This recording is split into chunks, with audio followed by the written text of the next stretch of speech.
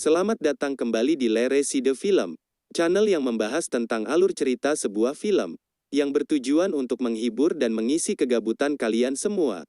Pada kesempatan kali ini saya akan membahas sebuah film yang menjadi film paling ngeri di tahun ini.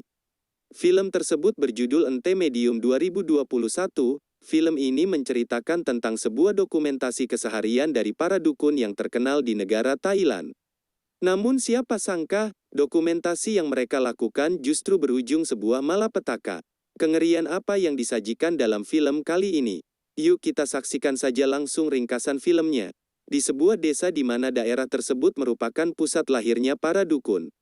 Masyarakat masih banyak yang percaya hal-hal mistis. Bahkan mereka percaya jika setiap makhluk hidup dan tumbuhan memiliki roh, yang bisa mereka sebut sebagai dewa. Dari informasi itu, membuat sekelompok orang mencoba untuk mendokumentasikan kehidupan masyarakat di daerah sana. Setelah menemui para dukun, kali ini mereka akan mengikuti keseharian seorang yang bernama Nim. Karena dia menurut informasi adalah perantara dari sosok Dewa Bayan yang mampu menyembuhkan berbagai macam penyakit. Ketika sedang diwawancara, ia pun menceritakan bahwa setiap makhluk atau benda sekalipun memiliki roh yang bisa merasuk ke dalam tubuh siapa saja. Kemudian ia menceritakan tentang sosok dewa yang sudah merasuki tubuhnya, di mana dewa penolong tersebut selalu merasuki seorang dukun sakti penolong sesama manusia. Lalu menjelaskan bahwa ilmu dukun itu merupakan ilmu turun-temurun dari leluhur keluarganya. Jadi ceritanya, setelah Ibu Nim meninggal, Dewa Bayan memilih kakakku yang bernama Noi sebagai penerus. Namun, karena dia menolak, maka akulah yang dipilih sang dewa menjadi seorang dukun. Setelah wawancara selesai, Nim mengajak tim untuk segera pergi ke upacara kematian suami kakaknya. Katanya sang suami tersebut meninggal setelah mengidap penyakit kanker. Di sini ada sebuah fakta yang mengerikan, yang bahkan Nim pun tidak mengerti di mana Willow dan leluhurnya selalu saja mendapat nasib tragis di dalam hidupnya. Bahkan dari dulu keluarga Willow selalu meninggal dengan sangat tidak wajar. Bahkan bapaknya Willow pun pernah membakar sebuah pabrik demi mendapatkan asuransi. Namun, akhirnya ia ketahuan dan mati bunuh diri karena tertekan. Singkat cerita, Nim beserta tim dokumenter tiba di rumah. Kemudian ia mengikuti upacara kematian dari kakak iparnya itu. Malam pun tiba, kali ini Nim mencari anaknya Noi yang bernama Min. Saat berada di sebuah ruangan ia melihat Min saling menatap dengan seorang nenek-nenek buta. Terlihat tidak mengerti karena mereka seolah saling berkomunikasi. Di keesokan harinya Nim dikagetkan dengan kematian si nenek-nenek yang semalam bersama Min. Sambil keheranan, dia melihat keponakannya itu sedang berlagak aneh sambil memperhatikan sebuah ruangan. Terasa ada yang tak beres. Nim mencari sesuatu di kamar Min. Kali aja ia menemukan benda aneh yang berbau mistis. Hal mistis ternyata benar adanya. Ia menemukan jimat aneh di dalam almari kamarnya Min. Akan tetapi belum bisa mengetahui apa yang sedang dialami keponakannya itu. Tak lama kemudian Noi sang ibu memergoki kelakuan dirinya itu lalu ia langsung mengusir Nim yang telah masuk ke kamarnya tanpa izin. Ketika hari menjelang malam, tim YouTuber mencoba untuk menanyakan apa alasan menyimpan jimat itu namun Nim tidak menjawab, dan justru malah menunjuk seseorang dari kejauhan. Bisa kita lihat sepertinya Min ingin memperlihatkan sosok aneh yang ia lihat. Namun saat kameramen juga melihatnya, Nim seolah juga merasa lega. Di malam harinya, tim dokumentasi mencoba mengikuti keseharian Min setelah pulang kerja. Di mana kali ini, tim mengikuti Min yang sedang asik di sebuah klub malam. Singkat waktu, Min akhirnya pulang dan karena takut dimarahi ibunya lantas berniat untuk tidur di kantornya saja. Karena Min akan segera tidur, tim pun meninggalkannya. Keesokan harinya, tim kembali ke dalam kantor bersama para karyawan yang akan bekerja lalu Min yang masih tertidur dibangunkan oleh rekan kerjanya. Semua orang terlihat heran dan kaget saat melihat darah mengucur dari tubuh Min. Di tengah kepanikannya, Min langsung pergi ke WC untuk membersihkan diri. Ia pun tidak mengerti dengan apa yang telah terjadi kepadanya saat itu. Singkat cerita, ketika Min berada di rumah, Noi merasa heran dengan gelagat Min yang seolah sedang menyembunyikan sesuatu. Karena Min tidak mau bercerita, Noi berniat untuk menemui kakaknya yang bernama Mani. Setelah bertemu, dia menceritakan apa yang terjadi kepada Min. Mendengar hal itu Mani merasa yakin bahwa apa yang dialami Min sama seperti yang dialami Nim sebelum menjadi seorang dukun. Kemudian ia menyuruh untuk menerima saja kalau nanti ia menjadi seorang dukun dan melakukan ritual penerimaan roh Dewa Bayan. Akan tetapi Noi tetap tidak mau jika sampai menjadi seorang dukun. Terlebih karena ia tidak percaya dengan adanya Dewa Bayan. Dan lebih menginginkan Min sebagai seorang wanita karir sahaja. Di keesokan harinya tim menemui Min untuk mencari tahu apa yang sebenarnya terjadi kepadanya.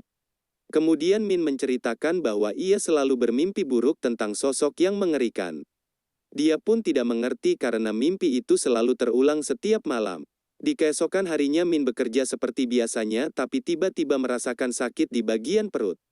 Di tengah rasa sakitnya, Min berusaha kembali bekerja tapi, tak lama kemudian Min dipanggil bosnya untuk menghadap ke ruangannya. Rupanya Min baru saja dipecat, terlihat Min pun kesal karena ia tidak merasa melakukan kesalahan. Dan setelah Min pergi, tim mencari tahu apa yang menyebabkan si bos memecat Min. Baru tim diperlihatkan sebuah rekaman CCTV ketika Min sering tidur di kantor. Dan ternyata rekaman tersebut memperlihatkan Min yang sedang bercocok tanam dengan beberapa pria asing di dalam kantornya. Singkat waktu malam pun tiba, betapa kagetnya Noi saat melihat Min pingsan setelah mencoba bunuh diri di dalam WC. Kemudian, segeralah Min dibawa ke rumah sakit. Singkat cerita sang dukun Nim menemui keponakannya itu. Kemudian Noi meminta bantuan kepada Nim untuk melakukan ritual penyerahan anaknya kepada Dewa Bayan. Noi pun akhirnya pasrah jika memang ditakdirkan sebagai dukun. Akan tetapi Nim mengatakan bahwa gejala aneh yang dialami Min bukan disebabkan oleh Dewa Bayan. Jadinya tidak mungkin bisa melakukan ritual penyerahan. Sepulangnya sakit, Min langsung masuk ke kamar ponakannya bersama Mani. Lalu Nim mulai curiga setelah melihat foto-foto mesra Min bersama almarhum anaknya Mani yang mati gara-gara balapan. Dia pun menanyakan di mana lokasi bundirnya Mik anaknya Mami itu. Keesokan harinya setelah pulang dari rumah sakit, Noi akan membawa Min kepada dukun lain untuk ritual penyerahan kepada Dewa Bayan. Sesampainya di tempat sang dukun merasa khawatir. Jika apa yang dilakukan akan memperparah keadaan ia pun langsung menghubungi Nim. Melihat Noi yang keras kepala, Min langsung menggagalkan ritual tersebut. Rupanya roh jahat telah menguasai Min. Setelah membuat ibunya pingsan, Min pun kabur. Hanya dengan waktu singkat, Min pun hilang entah kemana. Singkat cerita Noi akhirnya kembali ke ajaran dewa yang pernah dia tinggalkan. Kemudian ia dan tim pergi ke atas gunung untuk meminta bantuan Dewa Bayan guna menemukan Min yang sampai sekarang masih belum ditemukan.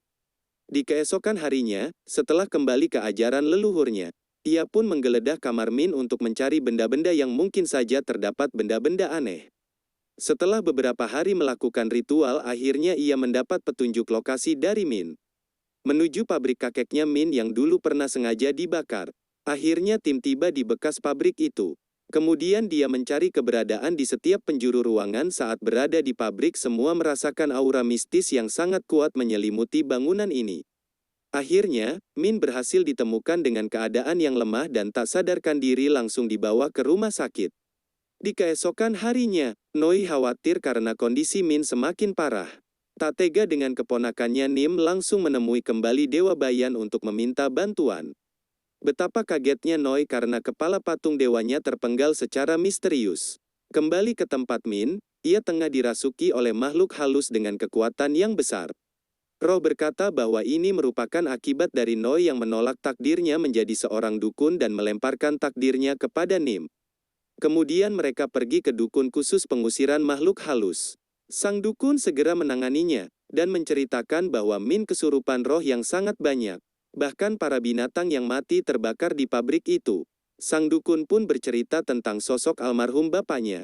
Ternyata leluhurnya dulu adalah seorang psikopret pemenggal kelapa. Sehingga dulu pernah dikutuk oleh salah satu korbannya. Pagi harinya tim dokumentasi memasang CCTV di rumah Min. Dan benar saja, di malam harinya kamera menangkap Min sedang dimasuki siluman. Tiba-tiba saja Min ke ruang anak bayi dan membawanya. Melihat anaknya dibawa oleh Min, Mani pun panik dan segera ke dalam mengejarnya.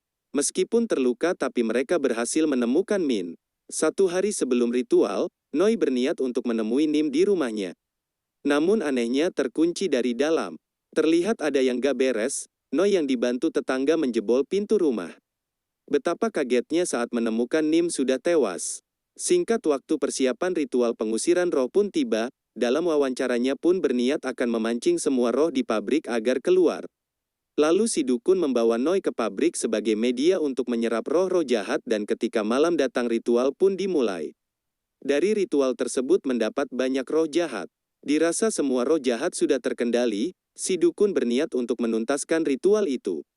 Tapi di sisi lain Min yang berada di kamarnya kembali bertingkah aneh. Dengan tipuannya ia meminta istri Mani untuk membukakan pintu tempatnya disegel. Padahal sudah mewanti-wanti untuk tidak boleh membuka segel bagaimanapun kondisinya. Tapi tiba-tiba dia mendengar suara bayi. Istri Mani menjadi bingung. Ia pun merasa bahwa anaknya sedang bersama Min. Padahal sudah jelas anaknya berada di luar kamar. Sayang sekali, akhirnya roh terkuat mengetahui ritual tersebut dan membalas apa yang telah dilakukan terhadap para bawahan rohnya. Akhirnya si dukun tewas setelah tubuhnya dikuasai roh jahat. Kembali ke pabrik setelah kematian si dukun. Tim dokumenter terlihat panik apalagi saat melihat para pengikut si dukun di luar gedung kini dirasuki roh binatang. Buat para tim dokumenter benar-benar dalam bahaya. Di tengah penderitaan tim, tiba-tiba saja pengikut si dukun terlihat ketakutan kedatangan Min. Dan akhirnya dua kameramen sudah tewas. Di sisi lain Mani menemui Noi yang kini sudah sadar bahwa dirinya sudah dirasuki Dewa Bayan. Kemudian ia menyuruh pengikut si dukun hidup untuk melanjutkan ritual dan menangkap roh jahat sebanyak-banyaknya. Setelah persiapan sudah dilakukan Noi pun mengawali ritual. Tapi ternyata yang merasuki Noi itu justru roh jahat dari pabrik tua itu dan tak lama kemudian Mani dan para pengikutnya itu pun akhirnya kerasukan roh jahat. Saat korban berjatuhan, Noi dan Min akhirnya bertemu di tengah rasa putus asa ia mencoba mengusir roh dari tubuh Min.